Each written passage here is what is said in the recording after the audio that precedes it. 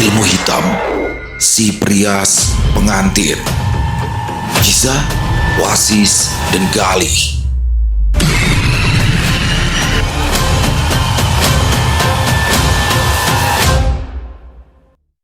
Assalamualaikum warahmatullahi wabarakatuh. Halo semuanya teman-teman, selamat malam, selamat datang kembali di channel kesayangan kita, channel Ilo Bercerita, dan masih bersama saya Ilo. Dimanapun teman-teman berada, semoga teman-teman selalu dalam keadaan sehat walafiat, tanpa kekurangan satu apapun, dan dimurahkan rezekinya, amin amin ya robbal alamin. Dan pada hari puasa yang ke-1 ya, yang ke-1 ada yang udah kedua ya teman-teman ya, nggak masalah. Yang penting insya Allah kita semua selalu diberikan kelancaran, kemudahan dalam menjalankan ibadah puasa di bulan Ramadan kali ini. Amin amin ya robbal alamin. Dan pada kesempatan yang baik ini saya akan membawakan satu kisah favorit kita semua, kisah Wasis dan Galih, kisah dari Mas Rastra Ksatria. Wah, kisah ditunggu-tunggu nih teman-teman ya.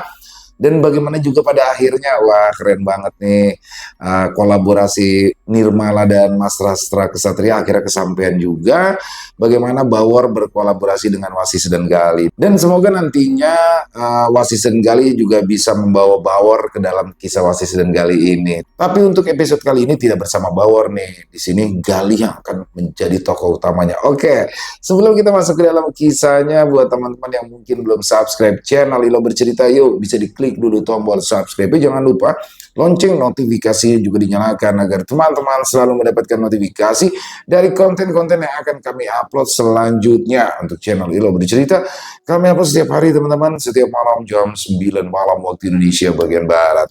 Gak pakai berlama-lama lagi, pasti udah gak sabaran kan untuk masuk ke dalam kisahnya. Kita langsung saja masuk ke dalam kisahnya. Kita berangkat ke Jakarta Selatan. Pagi menjelang siang, di salah satu bengkel motor cabang Jakarta Selatan, terlihat beberapa motor berjajar rapat, sebagian masih menyala, sebagian lain sudah terangkat di dudukan besi. Bau oli dan bensin tersebar di udara. Ireng, kamu diservis dulu yo. Habis diservis, baru mandi nantinya. Jangan bandel, ujar Galih pada motor Matic hitam besar kesayangannya yang memang sudah jadwal ganti oli. Baru saja ia mematikan motornya ketika montir memanggilnya dari dalam. Mas, motornya didorong ke depan sedikit. Galih mengangguk kemudian mendorong motornya pelan. Dan di saat itulah, seseorang dari arah berlawanan melangkah cepat, mungkin karena terburu-buru atau tak melihat jalur yang sama. Tubrukan kecil pun tak terhindarkan. Maaf, suara itu lebih dulu terdengar. Sebelum Galih sempat bereaksi, tubuh mereka hanya bersentuhan sekilas, tapi cukup membuat Galih kehilangan keseimbangan sesaat. Dia menoleh. Di hadapannya berdiri seseorang yang membuat Galih terpana, jakunnya turun naik, jantungnya ser-seran. Makhluk Tuhan, dengan rambut panjang dan hitam, jatuh menutupi sebagian bahu, kaos ketat, dipadu celana jeans yang melekat pas membuat lekukannya terlihat menonjol. Wajahnya cantik, dengan riasan tipis yang membuat garis matanya terlihat lembut. Bibirnya sedikit terbuka, seolah masih terkejut dengan tabrakan kecil barusan. Di lehernya melingkar selendang tipis berwarna coklat muda kontras dengan kulitnya yang cerah. Mereka saling menatap terlalu lama untuk ukuran dua orang yang belum berkenalan. Maaf ya mas, ulang perempuan itu kali ini lebih pelan. Tadi saya benar-benar gak lihat. Galih menggeleng cepat. Iya mbak, gak apa-apa, saya juga minta maaf. Mbak itu tersenyum manis, membuat Galih semakin nyut-nyutan. Motornya mau diservis juga ya? Iya mbak, mbaknya juga mau diservis ya? Jawab Galih tanpa sadar. Maaf, maksud saya motornya mbak. Ralat Galih cepat menyadari kebodohannya. Iya, servis rutin, jawab si mbak itu sambil tertawa tanpa tersinggung. Mereka pun duduk bersebelahan di bangku panjang untuk menunggu giliran. Galih baru sadar betapa dekatnya jarak mereka. Aroma wangi parfum tercium membuat Gali duduk gemetar. Aku Sri, kata sosok itu sambil mengulurkan tangan. Gali menyambutnya. Gali. Jabat tangan itu singkat, tapi cukup membuat Gali merasakan tingkat kepercayaan dirinya meningkat drastis. Dan setelahnya, obrolan mengalir ringan tentang bengkel yang selalu ramai, tentang macet di kota Jakarta, tentang motor yang sering rewel tanpa alasan. Sri juga bercerita jika ia berprofesi sebagai prias pengantin. Cara bicaranya tenang, percaya diri tanpa kesan pamer. Gali mendengarkan lebih banyak daripada bicara. Sesekali, Sri merapikan selendangnya. Gerakan kecil yang terlihat wajar alami, tidak ada yang aneh, tidak ada yang mencolok. Ketika giliran Sri dipanggil lebih dulu, ia berdiri dan menoleh ke arah Gali. Mas Gali, katanya seolah sudah akrab. Saya duluan ya. Gali tersenyum. Iya Mbak Sri. Boleh minta nomor telepon? Sri ragu sejenak, lalu mengeluarkan ponselnya. Mau tukeran nomor ya? Gali mengangguk cepat, matanya berbinar seperti habis gajian.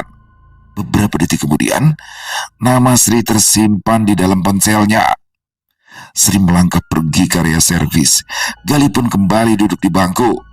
Ya ampun, mimpi apa aku bisa kenalan sama makhluk secantik Sri, ujar Gali sambil senyum-senyum sendiri. Setelah selesai urusan di bengkel, Gali pun pulang dengan senyum yang terus terukir di wajah. Motornya sudah terasa enteng setelah diservis dan hatinya berbunga-bunga mengingat pertemuannya dengan Sri tadi di bengkel. Begitu masuk ke dalam kos-kosan, ia langsung meletakkan helm dan duduk di beranda dengan senyum yang belum hilang sejak dari bengkel. Wasi sedang duduk di bangku kayu sambil membersihkan sepatu dinas. Cecep duduk di sebelahnya sambil bermain ponsel. Satu kaki naik ke meja, satu kaki lagi menjuntai ke lantai. Gali kenapa? Senyum-senyum terus. Habis nemu duit di jalan ya? Gali tidak langsung menjawab. Ia membuka jaketnya, lalu duduk di sebelah Cecep. Kamu tahu gak, Cep? Aku itu habis kenal sama cewek. Kalimat itu membuat Cecep berhenti menggeser layar ponsel. Wasis ikutan menoleh. Cewek beneran? Tanya Cecep ragu. Gali melirik sinis. Cewek beneran lah. Manusia asli, bukan demit. Kayak pacar kamu yang dulu itu. Gali mah ungkit-ungkit itu mulu. Emangnya kenalannya di mana? Tanya Cecep penasaran. Di bengkel. Cecep tertawa pendek. Montir lagi? Ya bukanlah. Pelanggan. Tadi itu kita sama-sama lagi servis motor. Wasis hanya tersenyum tipis, kemudian melanjutkan membersihkan sepatu. Namanya Sri. Lanjut Gali penuh semangat tanpa ditanya. Orangnya gimana? Cantik gak, Kang? Gali terdiam sebentar, seolah mencari kata yang pas untuk mendeskripsikan sosok Sri. Cantiknya pakai banget, Cep. Rambutnya panjang, bodinya sekel. Pokoknya Jogja banget. Asli Jogja? Tanya Cecep antusias. Bukan, tapi istimewa. Kayak kota Jogja. Lanjut Gali, matanya menerawang, membayangkan wajah cantik dan bodi Yahut dari Sri. Wasis berhenti menggosok sepatunya. Ia menatap Gali sekilas. Udah tukeran nomor telepon belum? Gali mengangguk. Ya udahlah, aman itu sis. Gali kembali menyandarkan tubuhnya ke sofa.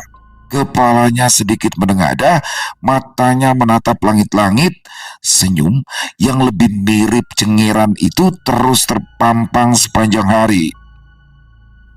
Malam harinya, ketika dinas malam, pos jaga kembali menjadi pusat dunia kecil mereka. Meja kerja, termos kopi, dan CCTV setia menemani. Gali mondar-mandir sejak 1 jam pertama dinas malam. Ia duduk sebentar, lalu berdiri lagi, mengecek layar ponsel, menyandarkan tubuhnya ke dinding pos, lalu kembali duduk. Cecep memperhatikan dari sudut matanya, sementara wasis masih sibuk mencatat buku mutasi. Kang Gali ngapain sih? Kata Cecep akhirnya, yang mulai risih melihat tingkah Gali. Gali berhenti melangkah. Apaan sih kamu, Cep? Kepo banget jadi orang. Ya habisan dari tadi, kayak orang lagi nunggu hasil tes ujian. Lanjut Cecep. Ya, Gali sedang menunggu balasan pesan dari Sri setelah tadi ia memberanikan diri mengirimkan pesan pada Sri berbahasa basi menanyakan kabar dirinya. Namun sampai saat ini balasan pesan tak kunjung muncul membuat Gali jadi berbarbar. Iya Li, kamu itu kok kayak orang bingung begitu sih? Kenapa? Kamu lapar? Tanya Wasis sambil menutup buku mutasi. Lagi nggak pengen makan aku sis. Jawab Gali, matanya terus menatap ponsel. Tak lama kemudian, balasan muncul dari Sri, membuat Gali berdiri tegak, lalu berinisiatif untuk menelpon. Gali berjalan menjauh dari pos, tak mau pembicaraannya terdengar oleh Wasis dan juga Cecep. Wah, Kang Gali mah kayaknya lagi kasmaran nih Kang Wasis. Ujar Cecep sambil menatap Gali yang semakin menjauh. Wasis hanya geleng-geleng kepala. Sekitar setengah jam kemudian, terlihat Gali mulai berjalan, setengah berlari ke arah pos jaga, dan setelah sampai di pintu pos, tiba-tiba saja, yes! Teriak Gali yang membuat Wasis dan Cecep terlonjak kaget. Astagfirullah Kang Gali, ih ngagetin aja sih, seru Cecep sambil mengelus dada. Kamu tahu nggak? Kalian tahu nggak? Aku besok janjian sama Sri. Kita makan siang bareng. Ujar Gali sambil tertawa kegirangan. Makan di mana? Tanya Cecep penasaran. Di dekat Mall Pondok Indah. Jawab Gali semangat. Waduh, emangnya kok Gali punya duit? Tanya Cecep setengah meledek. Loh, ya jelas enggak lah. Makanya itu, aku mau pinjam duit sama Wasis. Sus, aku pinjam duit ya. Nanti habis gajian aku ganti. Ujar Gali meringis kepada Wasis. Iya, jawab Wasis datar seperti biasanya. Makasih Wasis, kamu itu memang sahabat yang paling pengertian. Dinas malam itu terasa lebih singkat dari biasanya. Jam di dinding pos berjalan seperti dipercepat. Gali menunggu pagi bukan karena lelah, tapi karena ingin waktu segera melompat ke hari esok. Di siang harinya, Gali datang terlalu awal. Ia duduk di meja pojok rumah makan yang Sri pilih. Tempatnya tidak ramai, tapi cukup terbuka. Dari kursinya, Gali bisa melihat ke arah pintu masuk dengan jelas. Dia meneguk air mineral, mencoba untuk menenangkan diri, lalu Sri muncul di ambang pintu. Air mineral yang barusan ditenggak Gali serasa terhenti di tenggorokan. Sri mengenakan atasan lengan panjang ketat berwarna hitam yang dipadukan dengan rok mini yang memperlihatkan paha mulusnya saat ia melangkah. Cara Sri berjalan membuat beberapa pasang mata menoleh. Rambutnya tergerai rapi, wajahnya dihias riasan tipis yang justru menonjolkan rupa alaminya. Dan seperti biasa, selendang tipis melingkar di lehernya, kali ini berwarna merah marun. Gali berdiri terlalu cepat. Kursinya bergeser sedikit menimbulkan bunyi yang pelan. Hai, kata Sri sambil tersenyum. Gali menelan ludah susah payah. Dadanya terasa sesak, bukan karena gugup semata, tapi karena salah satu bagian tubuhnya bereaksi lebih cepat dari pikirannya. Ada ketegangan yang tiba-tiba muncul. Hai, jawabnya lagi. Mereka duduk berhadapan. Gali berusaha menjaga pandangan tetap berada di wajah Sri, tapi matanya sesekali turun tanpa sengaja lalu buru-buru kembali naik. Dia menyadari hal itu dan justru makin canggung karenanya. Sri seolah tidak terganggu. Ia bicara santai, tertawa kecil saat Gali mulai bercerita tentang pekerjaannya. Setiap kali Sri menyilangkan kaki, Gali merasa gejolak di bawah makin sulit dikendalikan. Tak lama kemudian, makanan datang. Gali hampir tidak merasakan apa yang sedang ia kunyah. Dia hanya sadar satu hal, ia ingin duduk di situ lebih lama.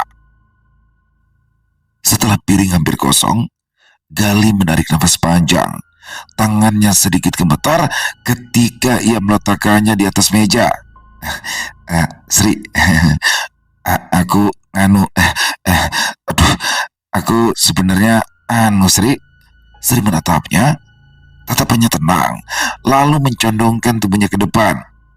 Ada apa sih? Gali menegakkan punggung, lalu menarik nafas panjang, mencoba menghilangkan kegugupan dalam hatinya. Dia berkata, inilah saatnya, ia tak mau menunda lagi. Bismillah. Aku aku suka kamu, Sri. Aku mau kita pacaran. Hening sesaat, Gali bisa mendengar detak jantungnya sendiri, lalu Sri pun tersenyum. Senyum yang membuat hati Gali terasa hangat. Aku juga. Aku mau, jawab Sri.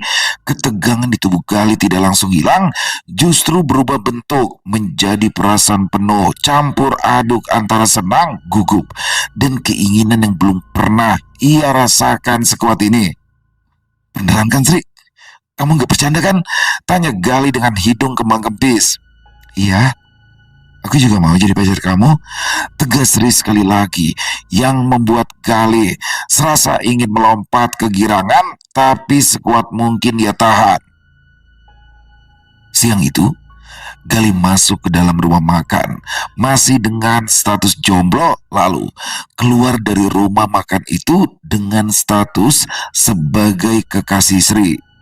Gali menggandeng tangan Sri tanpa ragu, dan dibalas genggaman erat dari Sri membuat Gali tak ingin siang itu berakhir.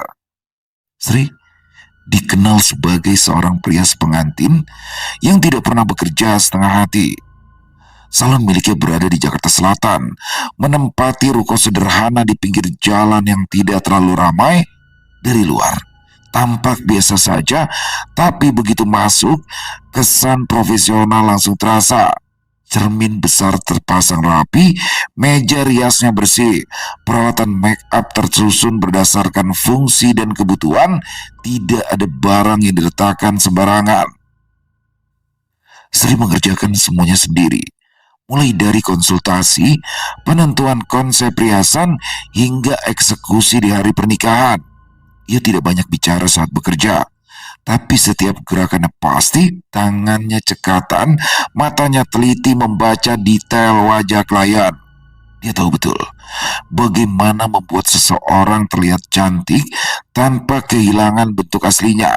Karena itu, nama Sri cukup dikenal di kalangan halayak ramai. Banyak klien datang atas rekomendasi mulut ke mulut. Jadwalnya sering penuh, terutama akhir pekan dan musim pernikahan. Tidak jarang, dia harus menolak pesanan karena waktunya sudah habis. Sri mematok harga yang pantas, tidak murah, namun tak juga berlebih, dan klien yang datang jarang mempermasalahkan.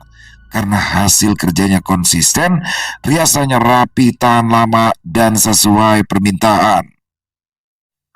Di luar pekerjaannya, Sri menjalani hidup yang tertata. Ia sudah memiliki mobil sendiri, hasil kerja bertahun-tahun, rumah yang ia tempati memang tidak besar, tapi cukup nyaman dan terawat. Semua kebutuhan hidupnya terpenuhi tanpa harus bergantung pada siapapun. Cara berpakaian Sri mencerminkan kepribadiannya. Berani, percaya diri, dan tak ragu menunjukkan lekuk tubuhnya. Pakaian seksi dipadukan dengan selendang tipis yang hampir selalu melingkar di lehernya, sebuah ciri khas yang jarang ia tinggalkan. Bagi orang-orang di sekitaran, Sri adalah sosok mandiri yang tahu apa yang ia mau. Ia bekerja keras, hidup dari hasil tangannya sendiri. Gali pulang sore itu dengan langkah cepat. Helm masih di tangan ketika ia mendorong pintu gerbang kosan. Lampu di balkon kos sudah menyala. Wasis duduk di kursi sambil membaca buku. Cecep di sebelahnya dengan kaki selonjor menonton sesuatu di ponselnya. Assalamualaikum, wahai ahli jomblo, kata Gali lantang. Cecep melirik sekilas. Waalaikumsalam. Tumben salamnya gitu. Gali tidak langsung duduk. Ia berdiri tegak, menaruh helm di atas meja, lalu menarik nafas panjang, seolah ingin memastikan semua perhatian tertuju padanya. Dengan ini, saya menyatakan bahwa saya tidak lagi tergabung di dalam grup trio jomblo akut. Dan kalian berdua resmi berubah nama menjadi duo jomblo akut. Cecep berhenti menggeser layar. Wasis mengangkat wajah. Cecep kemudian duduk tegak. Sejak kapan? Sejak tadi siang, jawab Gali sambil tersenyum lebar. Aku sama Sri udah jadian. Cecep menengus kecil. Cepet amat. Baru kemarin kenalan. Gali terkekeh. Ya mau gimana lagi, Cep? Ya resiko jadi cowok tampan ya kayak gitu. Dia lalu duduk, menyandarkan punggung dengan gaya puas. Tangannya memainkan ponsel, membuka beberapa foto, lalu meletakkannya di meja dengan sengaja. Cecep langsung mendekat. Mana? Coba lihat, ceweknya Kang Gali kayak gimana? Dia menatap layar, lalu bersiul pelan. Wadidaw, Wasis melirik sekilas, tidak lama, tapi cukup untuk melihat penampilan Sri di dalam foto. Roknya pendek, posenya santai, dan wajahnya percaya diri. Itu pakaiannya ketat banget Kang Gali. Kayak lepet, kata Cecep nafasnya menderu. Gali mengangguk bangga. Ya, jangan kelamaan lihat-lihat, nanti malam kamu ngompol. Sri itu cantik, seksi, ekonominya mapan, nyaris sempurna. Tapi ada kurang tadinya. Cecep bingung. Cantik, mapan, lengkap. Kurangnya apa? Gali tersenyum makin lebar. Tadinya kurangnya aku, dan sekarang dia sempurna. Cecep melemparkan bantal ke arah Gali. Songong. Gali tertawa keras. Ya gimana, Cep? Ya hidup itu harus naik level. Kata padeku, hari esok itu harus lebih baik daripada hari ini. Wasis menutup bukunya perlahan. Semoga aja semua itu jadi bikin kamu tambah rajin kerja ya. Gali tidak menanggapi. Ia bersandar meratap langit-langit dengan senyum puas dalam kepalanya. Bayangan Sri muncul lagi, cara bicaranya, cara ia tersenyum, dan cara menatapnya. Setelah hari itu, hari-hari Gali berubah tanpa ia sadari. Bangun tidur, yang pertama ia cari adalah ponsel. Bukan jam, bukan pesan grup, tapi nama Sri. Kalau belum ada pesan dari Sri, ia akan membuka percakapan lama, membaca ulang kalimat-kalimat sederhana yang entah kenapa selalu membuat dadanya terasa hangat. Setiap kali mereka bertemu, perasaannya makin sulit dikendalikan. Gali mulai sering menyebut Sri, kadang hanya untuk makan malam singkat, kadang sekedar duduk sambil mengobrol, tapi setiap kebersamaan terasa penting, seolah kalau sehari saja tidak bertemu, ada yang kurang dalam hidup Gali. Suatu malam, mereka pergi ke bioskop menonton film yang Gali sendiri tidak peduli apa judulnya. Yang jelas, dia sudah bisa membayangkan kebersamaan bersama Sri di dalam ruang gelap dan dingin. Di dalam bioskop, lampu studio meredup, layar mulai menyala. Sri duduk sangat dekat, lengan mereka bersentuhan, dan Gali merasa jantungnya berdegup lebih cepat. Sri menyandarkan kepalanya ke bahu, gerakan kecil yang membuat nafas Gali menembus panas. Tanpa banyak kata, Sri menoleh. Ciuman itu terjadi begitu saja, membuat Gali kehilangan fokus. Bibir Sri terasa hangat, lembut, dan setelah itu dunia seolah berhenti sebentar. Gali duduk kaku beberapa detik, mencoba mengatur nafasnya sendiri. Ya, itulah ciuman bibir pertama dalam hidup Gali. Dan setelah itu, Ciuman dan remasan brutal terjadi mengalir begitu saja. Setelah sampai ke kosan, Gali pun menceritakan semuanya kepada Wasis dan Cecep tanpa ditahan-tahan. Aku sama Sri tadi habis nonton, kata Gali. Cecep langsung menoleh. Habis nonton apa, Kang Gali? Ya nonton film di bioskop lah. Masa ya nonton kerusuhan? Jawab Gali sombong. Waduh, terus di dalam bioskop Kang Gali ngapain aja? Tanya Cecep antusias. Wasis hanya mengadu kopi. Laki-laki sejati tidak akan pernah menceritakan apa yang terjadi di dalam tadi, ujar Gali. Matanya menerawang ke langit-langit, namun tak lama kemudian. Tapi karena kamu maksa, ya terpaksa, aku bakal cerita. Tadi itu aku ciuman sama Sri, sis. Cep, ujar Gali dengan mata berbinar-binar. Jangan kebablasan, Eli. Tetap jaga diri. Saat Wasis datar lalu meneguk kopinya. Kang Gali, kenalin sama kita tuh. Kan jadi penasaran beneran gak Kang Gali pacaran? Sambung Cecep setengah menantang. Ih, oke, siapa takut? Besok kita makan bareng. Tapi kamu yang bayarin, Sis. Nantinya aku ganti separuh pas gajian. Gali tersenyum puas. Dalam pikirannya, memperkenalkan Sri bukan hanya soal pamer. Itu seperti pengesahan bahwa apa yang ia rasakan ini nyata dan benar. Di hari yang sudah ditentukan, Gali menjemput Sri menjelang malam tanpa banyak bicara soal rencana. Dia hanya bilang ingin makan berdua, merayakan kebahagiaan kecil mereka. Sri pun tidak curiga. Ia justru senang, mengira ini akan menjadi malam yang tenang. Mereka berdua datang lebih dulu. Tempat makan itu tidak ramai. Lampu-lampu kuning menyala, menciptakan suasana hangat. Gali memilih meja agak ke pojok. Sri duduk di hadapannya. Selendang tipis melingkar di lehernya seperti biasa. Aku suka tempatnya, kata Sri pelan. Gali tersenyum. Iya ya, tempatnya tenang, gak berisik. Beberapa menit pertama berjalan normal. Mereka berdua mengobrol ringan. Gali bercerita soal pekerjaan. Sri mendengarkan sambil sesekali mengangguk. Tidak ada tanda-tanda apapun. Sampai kemudian Sri melihat dua pemuda berjalan masuk. Ya, Wasis dan Cecep. Matanya mengikuti Wasis dan Cecep yang mendekat. Gali berdiri spontan, melambaikan tangan. Sri menoleh ke arah Gali. Tatapannya terlihat bingung. Mas Gali, itu siapa? Ucapnya pelan. Oh, Gali terkekeringan seolah ini adalah hal yang sepele. Ini teman-teman aku, namanya Wasis sama Cecep. Ya aku pikir ya sekalian kenalan. Sri tersenyum tipis. Oh, gitu ya. Tidak ada protes, tidak ada penolakan. Ia memilih diam, dan itu justru yang membuat suasana tetap terlihat normal. Wasis dan Cecep kemudian duduk. Sayang, kenalkan, inilah sahabat-sahabat terbaikku.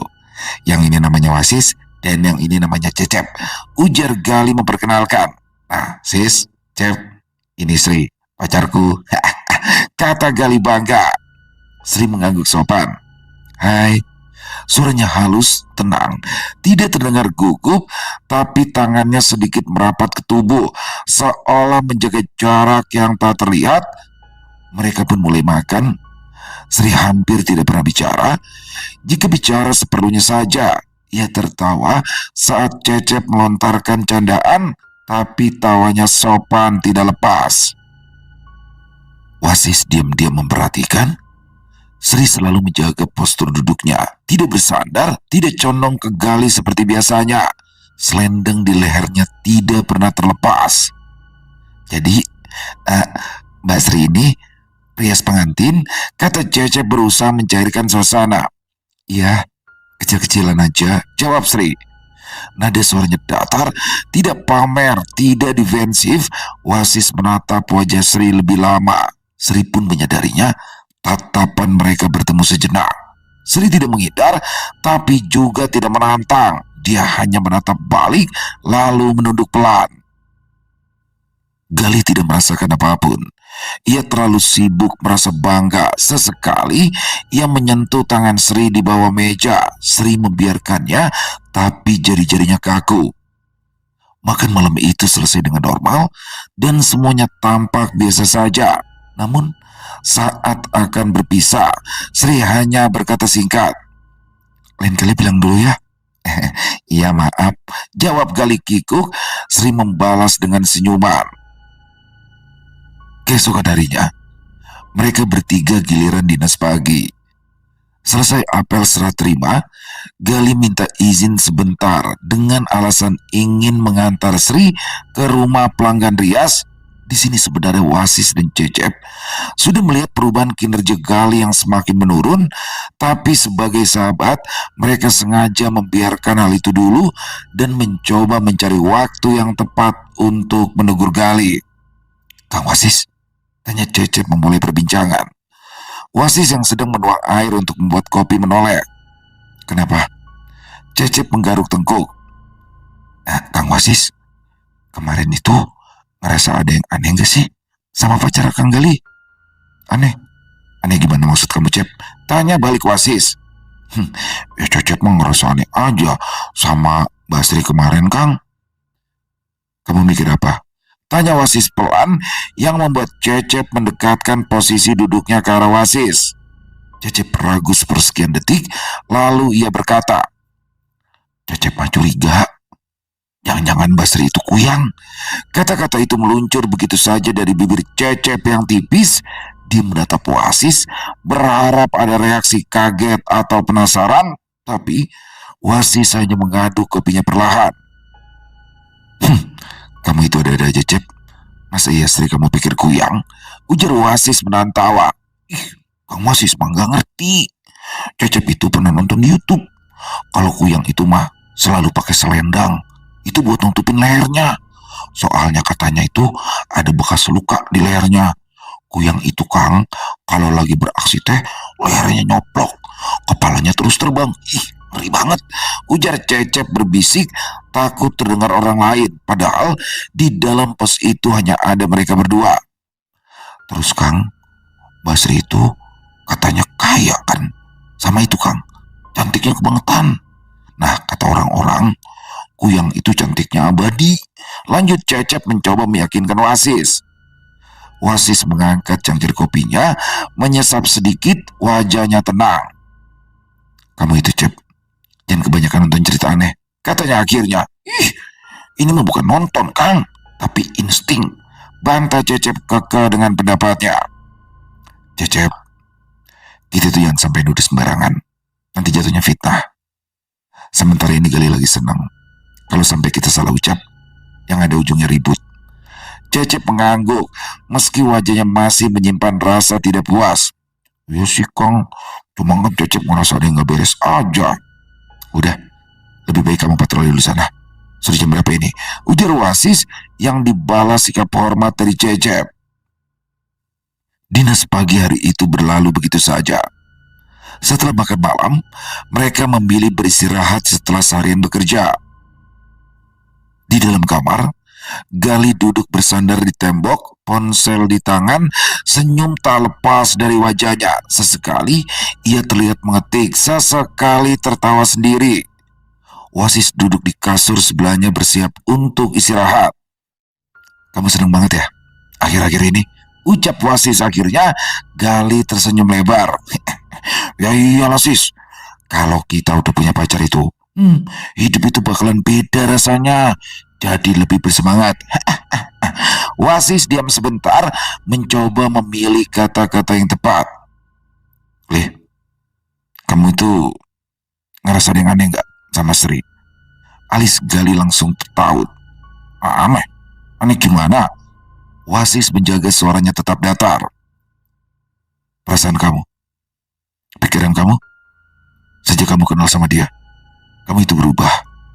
Ya, susah untuk fokus kerja." Gali tertawa pendek, tapi nadanya tidak sepenuhnya ringan.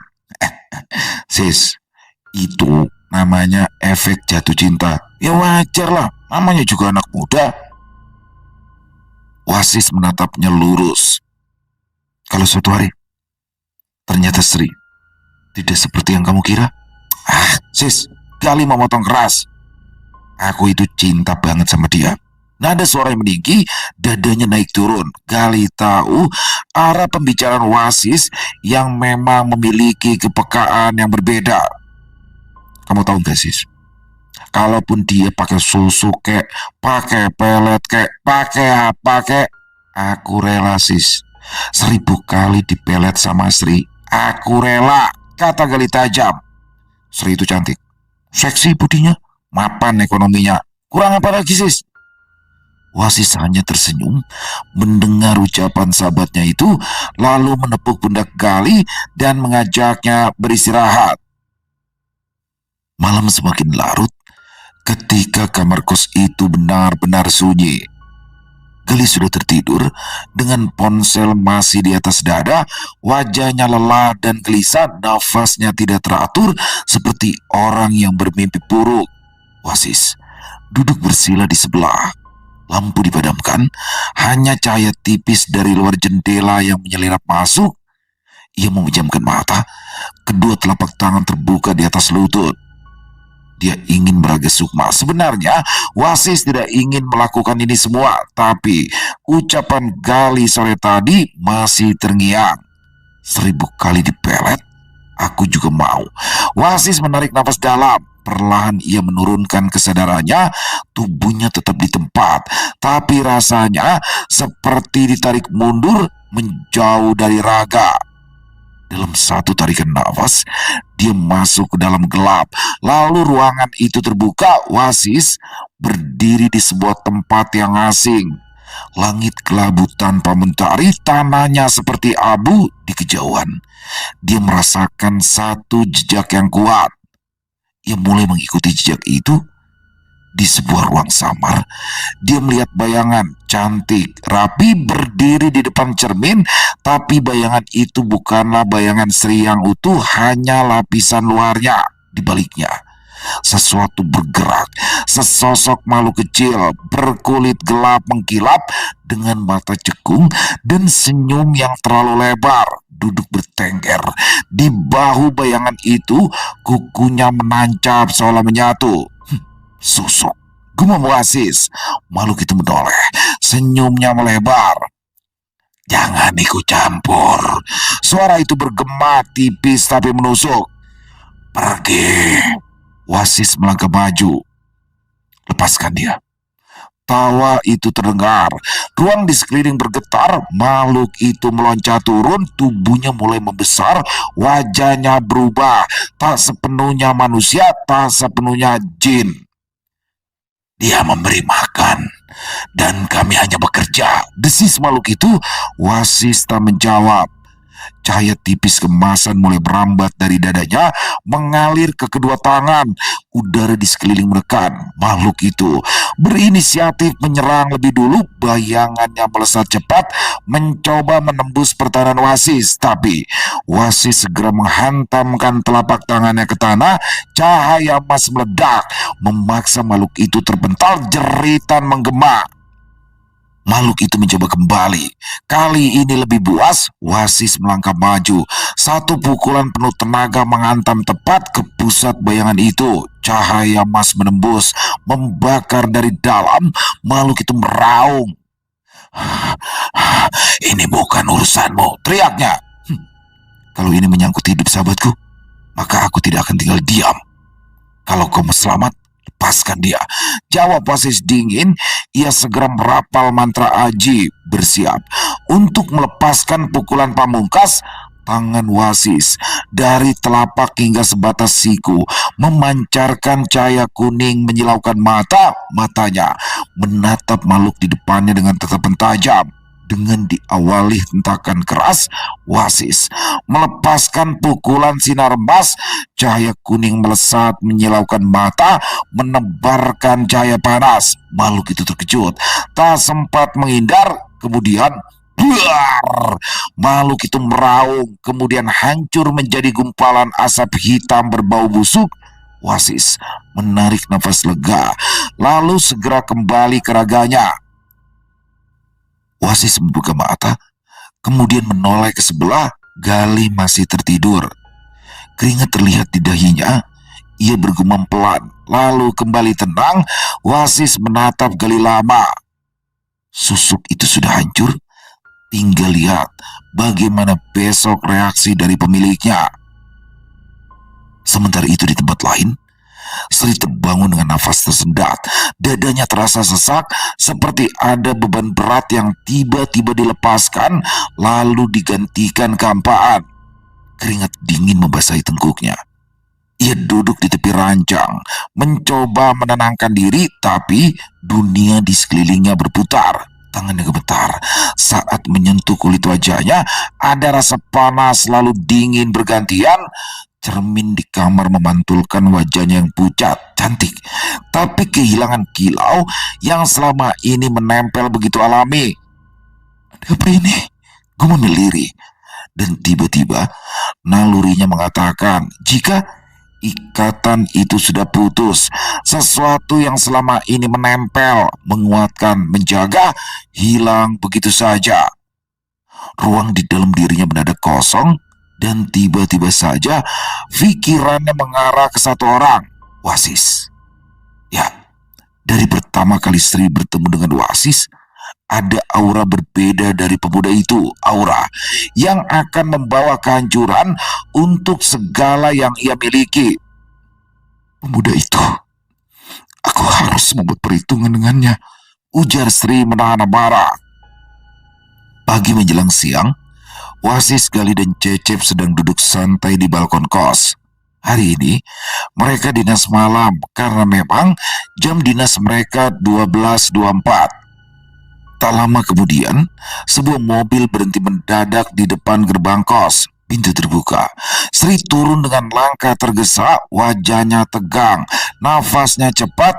Setelah bertanya pada Bu Sarno, sang pemilik kos, Sri bergegas menaiki tangga. Begitu ia tiba di balkon kos, Gali terkejut melihat kedatangan kekasihnya yang tiba-tiba. Ia langsung berdiri. Sri, panggilnya. Sri menoleh, seolah tidak mempedulikan keberadaan Gali. Matanya mencari, tatapannya berhenti pada Wasis. Tajam, bingung, sekaligus marah. Ia melangkah maju, hendak berkata sesuatu, tapi tiba-tiba langkahnya goyah. Lalu kemudian tubuhnya limbung, selendangnya melorot, lalu semuanya gelap. Sri jatuh pingsan tepat di depan pintu kamar kos. Sri, kamu kenapa sayang? Sri, kenapa? Gali melonjak berdiri. Sis, Cep, bantuin dong. Wasis sigap menangkap baunya Sri sebelum kepala Sri membentur lantai. Wajah Sri dingin, nafasnya tipis. Kita bawa ke rumah sakit, perintah Wasis singkat. Beberapa menit kemudian, mereka membawa Sri ke rumah sakit terdekat dengan menggunakan motor. Wasis berada di depan, Sri berada di tengah, dan Gali duduk di belakang menopang tubuh Sri yang lemas. Sementara Cecep mengikuti dari belakang dengan motornya sendiri. Sepanjang perjalanan, Sri tidak sadar di rumah sakit. Sri segera ditangani. Perawat mendorong Brangkar masuk. Gali ikut masuk, sementara Wasis dan Cecep berdiri di luar ruang perawatan. Tak lama kemudian, Gali datang tergopoh-gopoh. Tangannya menggenggam tas Sri dengan erat, wajahnya pucat. Cep, antar aku, urus administrasi. Dia berlari ke arah loket, diikuti oleh Cecep. Sementara Wasis berdiri diam, menatap pintu ruang perawatan yang tertutup. Dalam hatinya ada keyakinan pahit. Ini baru awal dari kebenaran yang akan menghantam Gali, dan ia tahu sebentar lagi rahasia itu akan membuka diri dengan caranya sendiri.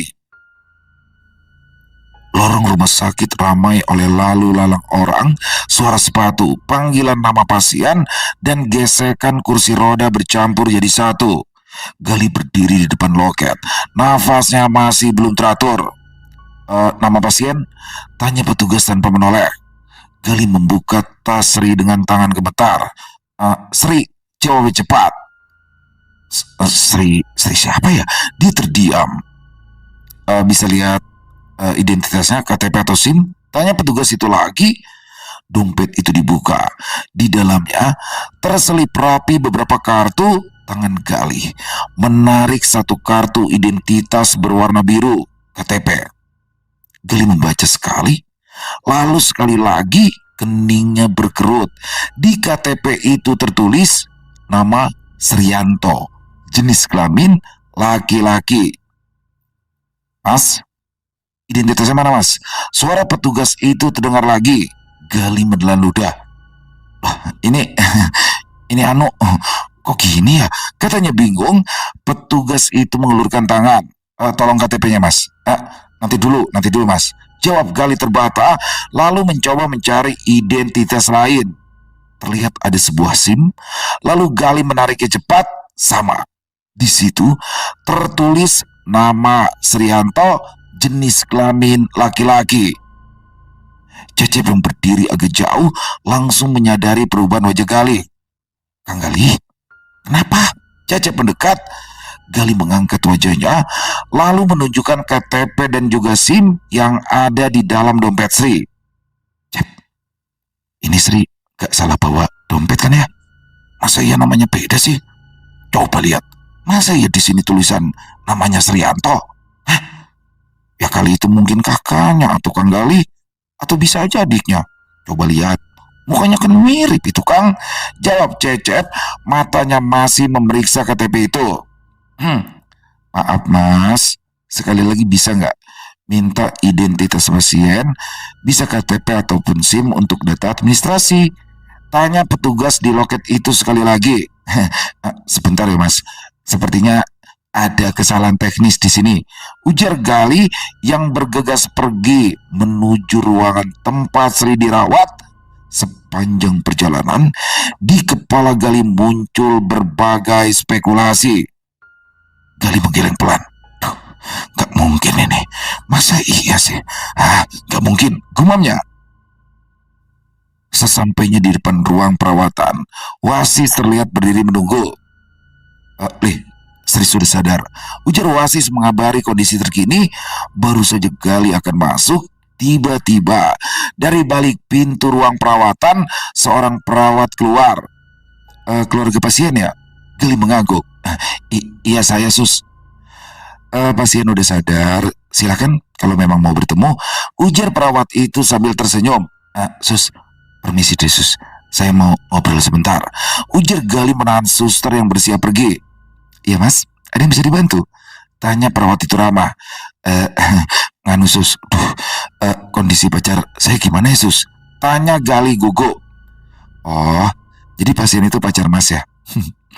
Pasien udah stabil, tekanan darahnya sempat turun. Ya kemungkinan karena faktor kelelahan atau shock. Jadi harus istirahat full dan jangan banyak pikiran dulu ya. Jawab perawat itu sambil tersenyum sedikit menahan tawa. Jadi jadi gini sus, tadi itu di loket administrasi ada sedikit kendala sus. Nah ini kayaknya pacar saya ini salah bawa dompet deh. Kayaknya ini dompet kakaknya ke bawah sus. Karena semua kartu identitasnya itu atas nama Srianto, jenis kelaminnya laki-laki. Ujar Gali menjelaskan kendalanya. Loh, memang nama pasien itu Srianto. Tadi juga sudah saya data, langsung saya tanya sama yang bersangkutan. Sudah ya, saya harus tinggal dulu. Silakan kalau memang mau masuk. Jawab perawat itu singkat. Kemudian berlalu pergi meninggalkan Gali yang hanya bisa terbengong-bengong. Cecep dan Wasis hanya saling pandang. Jangan-jangan gumam Gali lirih, ia menerobos masuk ke dalam ruangan untuk meminta penjelasan pada Sri. Ruang perawatan itu terang dan bersih. Bau antiseptik menusuk hidung. Sri terbaring di ranjang, matanya setengah terbuka, wajahnya pucat, selendang sudah tidak lagi melingkar di lehernya, memperlihatkan jakunnya yang menonjol. Rambutnya tergerai, rapi seperti biasa, tapi ada sesuatu yang hilang dari sorot matanya. Gali berdiri kaku dengan kaki bergetar. Beberapa detik tak ada yang bicara. Sri menggerakkan kepalanya pelan, menoleh ke arah Gali, matanya basah. Mas Gali? Gali menggeleng pelan. Jadi benar, apa kata perawat barusan? Tanya Gali. Aku mau jelasin, Suara Sri lirih, tak ada lagi nada percaya diri seperti sebelum-sebelumnya. Jadi, jadi benar, kalau kamu itu, pertanyaan Gali menggantung. Iya mas, tapi aku nggak niat nipu. Aku beneran cinta kamu mas Gali. Gila kamu, yang nggak mungkin mas Rianto. Sentak Gali kasar, dia bingung harus apa lagi. Hingga akhirnya ia berbalik badan kemudian berlari keluar ruangan. Lili, tunggu Li, ujar Wasis dan Cecep mengejar Gali. Gali berlari seperti orang kesetanan menuju ke parkiran, sementara Wasis dan Cecep terus mengikuti.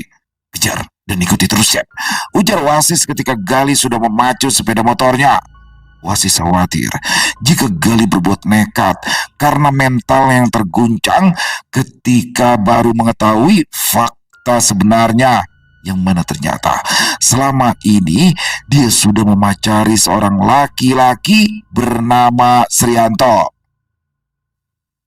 Setelah lama membuntuti, ternyata sepeda motor Gali melaju menuju ke arah kos-kosan. Sesampainya di kos, Gali langsung memarkir motornya asal dan langsung naik ke atas, kemudian masuk ke dalam kamar dan biak, pintu ditutup dengan keras. Wasis dan Cecep akhirnya sampai di depan pintu kamar Gali.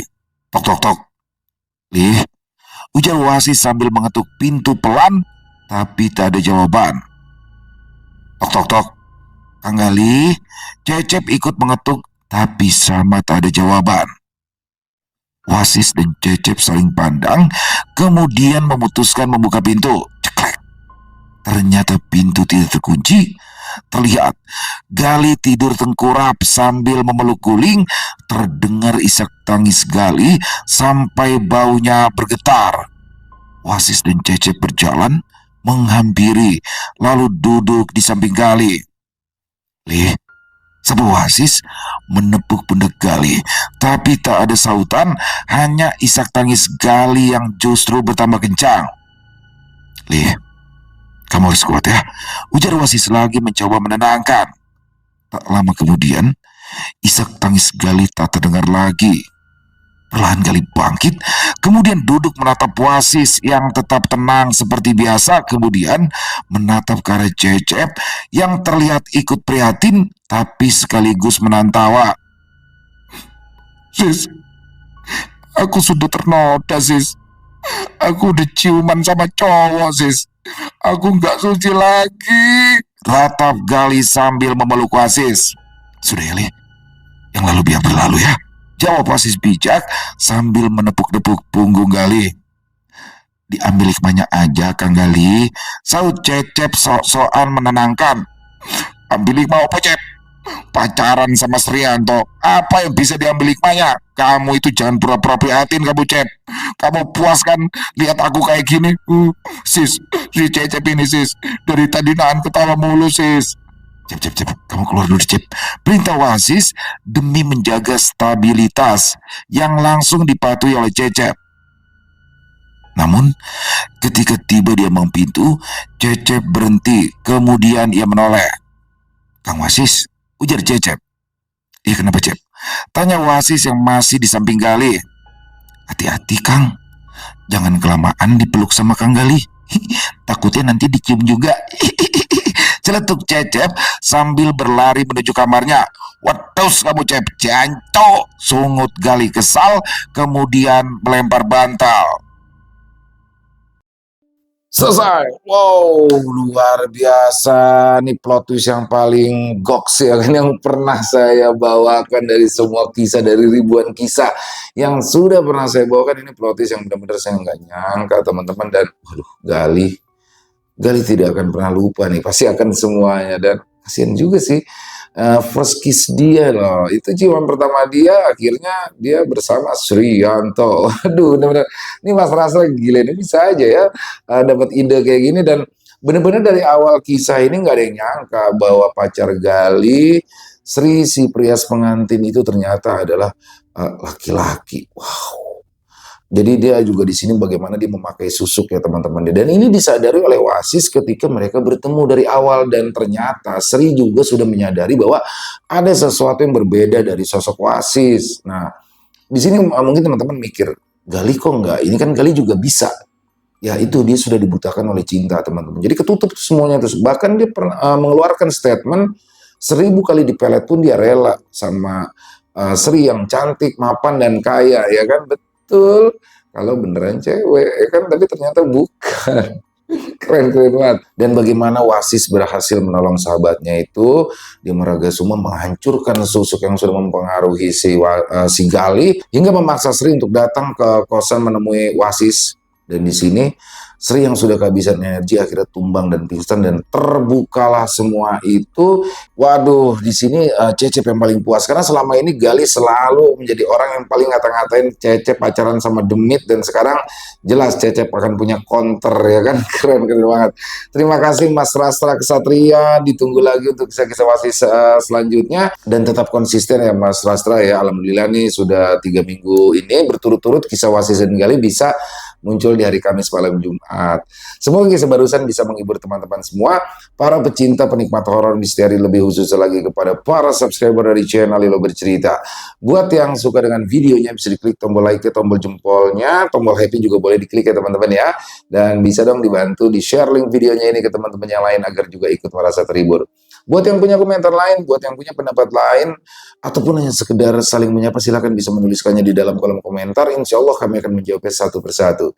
Di akhir kata, saya Ilo mengucapkan permohonan maaf apabila mungkin dalam pembawaan kisahnya barusan ada kata-kata yang saya salah, ataupun ada kata-kata saya mungkin yang kurang berkenan. Saya mohon dibukakan pintu maaf yang seluas-luasnya. Sampai berjumpa lagi di konten-konten kami selanjutnya yang pasti tidak kalah serunya, yang pasti tidak kalah horornya. Masih bersama saya Ilo, channel Ilo Bercerita. Salam sehat, sukses selalu untuk kita semua. Wassalamualaikum warahmatullahi wabarakatuh.